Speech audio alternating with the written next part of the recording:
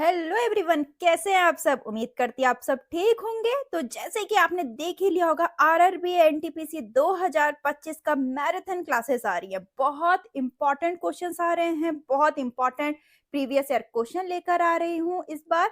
और जो बार बार रिपीट होते हैं, रेलवे का पैटर्न आप देख ही रहे होंगे कि रेलवे के एग्जाम्स में प्रीवियस ईयर क्वेश्चन बहुत पूछे जाते हैं। और ये जो मैं वीडियो लेकर आ रही हूँ, ये क्लासेस लेकर आ रही हूँ, ये क्वेश्चन तो बहुत बार देखे गए हैं, बहुत बार रिपीट हुए हैं। तो हर एक एक्सपेरेंट ये सोचता है कि कौन से सवाल सबसे इंपॉर्टेंट है। तो आपको कहीं भी जाने की जरूरत नहीं है, मेरे चैनल में आइए, मेरी वीडियोस देखिए। आपको यहाँ बहुत इंपॉर्टेंट क्वेश्चन मिलेंगे और कोई भी कंफ्यूजन नहीं होगा, सारे कंफ्यूजन खत्म हो जाएंगे। बिल्कुल वीडियो एंड तक देखना, वरना एक नंबर भी छूट गया तो सिलेक्शन छूट जाएगा। तो बिल्कुल लास्ट तक बने रहना आप लोग, ठीक है। तो चलिए शुरू करते हैं।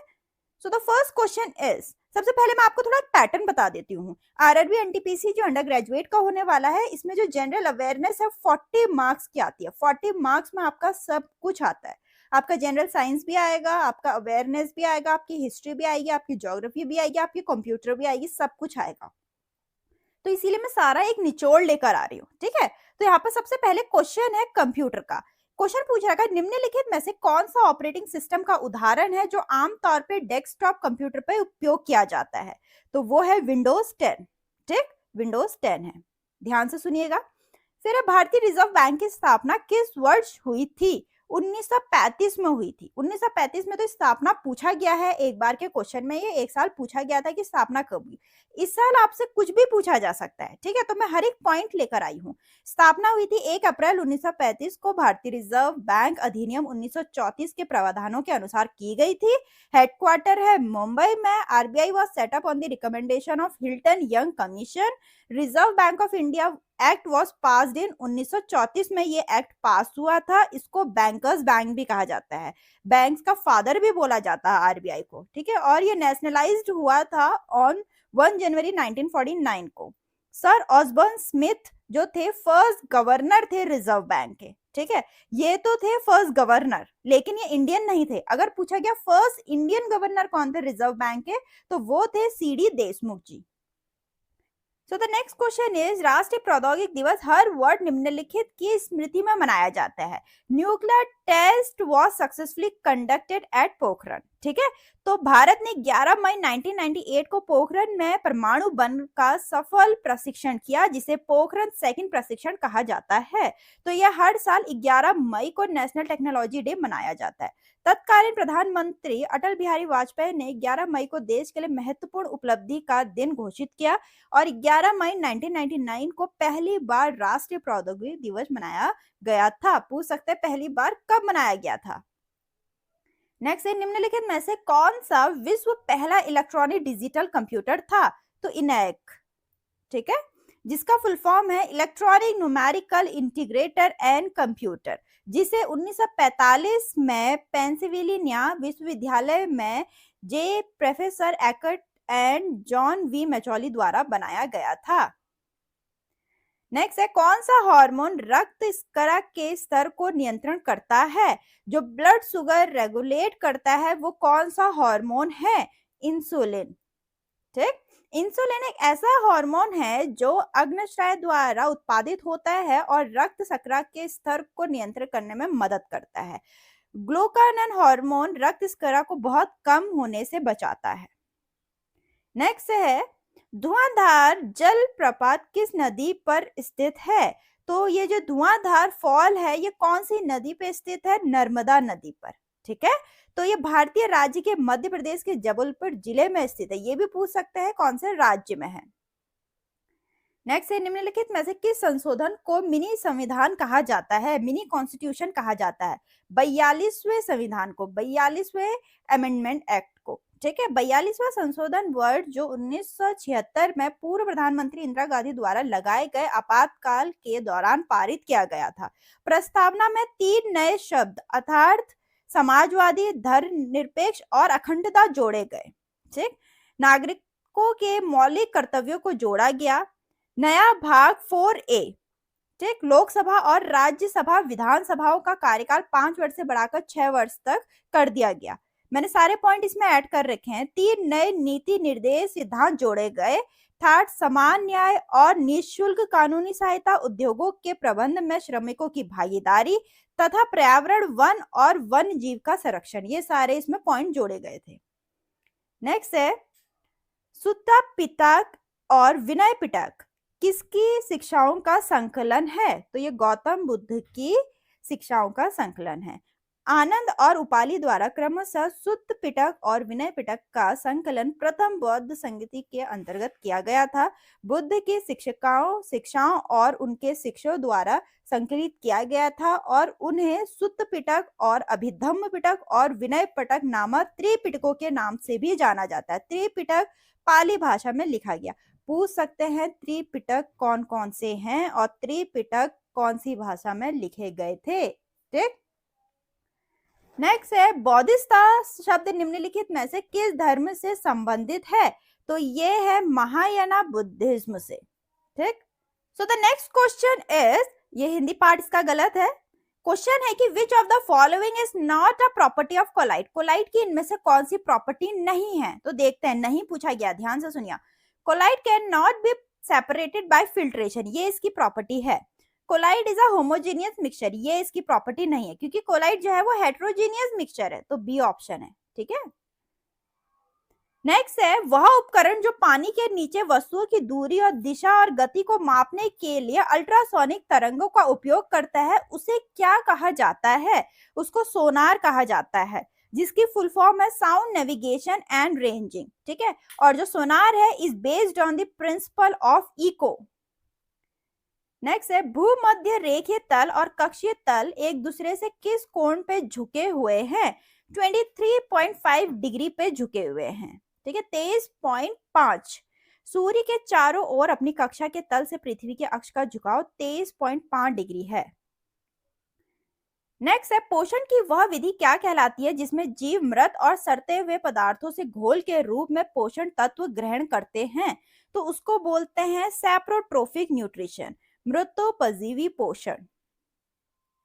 नेक्स्ट है भारत में निम्नलिखित में से किस बंदरगाह का नाम बदल के दीनदयाल बंदरगाह कर दिया गया है? तो वो है कांदला।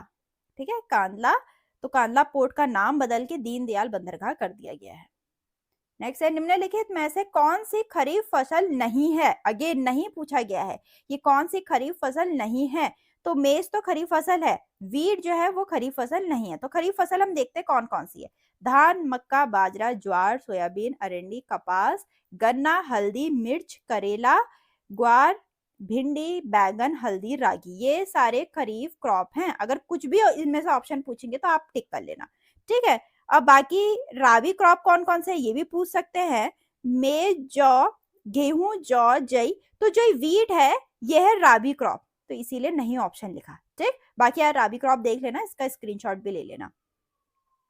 नेक्स्ट है कंप्यूटर विज्ञान में प्रयोग द्वारा डीबीएमएस का पूर्ण रूप क्या है? डीबीएमएस की फुल फॉर्म पूछ रखी है, डाटाबेस मैनेजमेंट सिस्टम को डीबीएमएस बोलते हैं।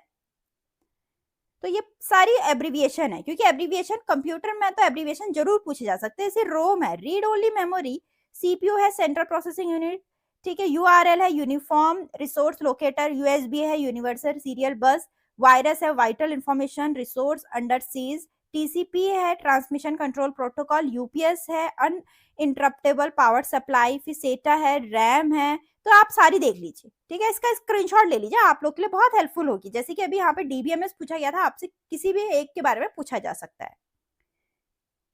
नेक्स्ट क्वेश्चन है दुर्भावनापूर्ण कारणों से उपयोगकर्ता नाम, पासवर्ड और क्रेडिट कार्ड विवरण आदि जैसी संवेदनशील जानकारी प्राप्त करने के प्रयास को क्या कहा जाता है? तो इसको फिशिंग बोला जाता है। ठीक है, नेक्स्ट है भारत सरकार द्वारा 2014 में शुरू की गई नई गंगा नदी की सफाई की परियोजना कौन सी है? ठीक है, गंगा नदी की सफाई की परियोजना के लिए स्कीम शुरू की गई थी, वो कौन सी है, या प्रोजेक्ट शुरू किया गया था वो कौन सा है? नमामि गंगे। नेक्स्ट है किसी झील के पानी में पोषक तत्वों की वृद्धि के कारण उसकी प्राकृतिक आयु वृद्धि को क्या कहा जाता है? बहुत इंपॉर्टेंट क्वेश्चन है सारे। तो यूट्रोफिकेशन बोला जाता है, सुपोषण बोला जाता है। नेक्स्ट है भारत के चौथे राष्ट्रपति कौन थे? रेलवेज में ऐसे क्वेश्चन बहुत पूछे जाते हैं, तो वो कौन थे? बहुत इंपॉर्टेंट है कि चौथे राष्ट्रपति कौन थे। ठीक है, वारागिरी वेंकटागिरी। ठीक, तो 1969 में तत्कालीन राष्ट्रपति जाकिर हुसैन की मृत्यु के कारण वे कार्यवाहक राष्ट्रपति बने। जाकिर हुसैन भारत के पहले मुस्लिम राष्ट्रपति थे, वो भारत के तीसरे राष्ट्रपति थे। ठीक है, और ये भी पूछा जा सकता है सबसे पहले मुस्लिम राष्ट्रपति कौन बने हैं। ठीक, और ज्ञानी जैल सिंह भारत के पहले सिख राष्ट्रपति थे, उनका कार्यकाल 1982 से 1987 तक था। नेक्स्ट है, निम्नलिखित में से कौन कृष्णा नदी की सहायक नदी नहीं है। ठीक है, तो कोयना ये तो है, वीणा नहीं है, नहीं पूछ रखा है। ठीक है, तो यहाँ पर मैंने सारी दे रखा है इन्फॉर्मेशन, जैसे कि कृष्णा नदी पूर्व की ओर बहने वाली एक नदी है जिसका उद्गम महाराष्ट्र के महाबलेश्वर से होता है। यह महाराष्ट्र, कर्नाटक, तेलंगाना और आंध्र प्रदेश में बहती है।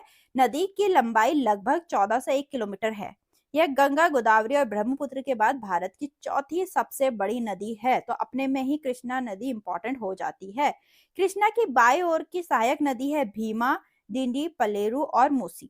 ठीक है, जबकि दाएं ओर की है कोयना, पंचगंगा, दूधगंगा, मालप्रभा, घाटप्रभा, तुंगभद्रा। तुंगभद्रा कृष्णा की सबसे बड़ी सहायक नदी है।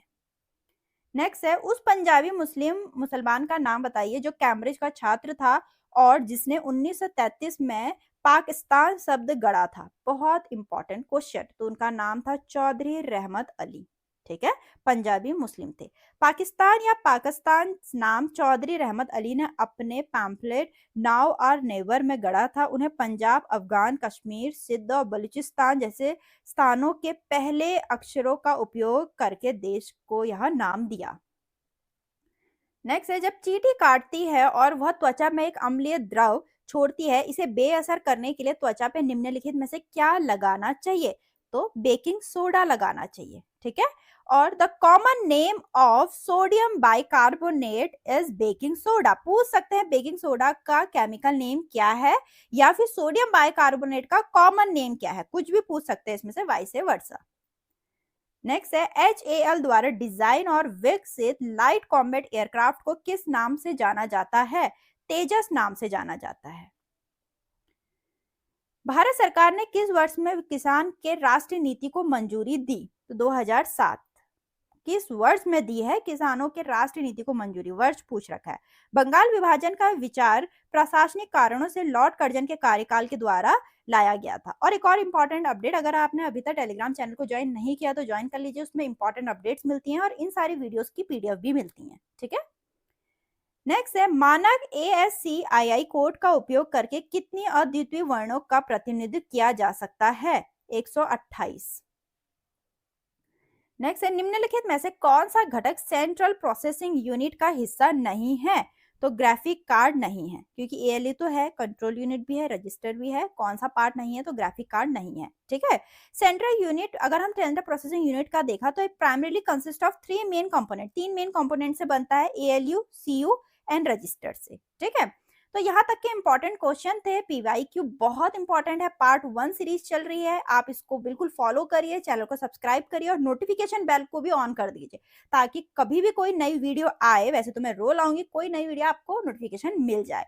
ठीक है, तो ये सीरीज उम्मीद करती हूँ आपको काफी हेल्पफुल लग रही होगी। तो वीडियो लाइक करें, चैनल को सब्सक्राइब करना ना भूलें। मिलते हैं अपनी नेक्स्ट वीडियो में।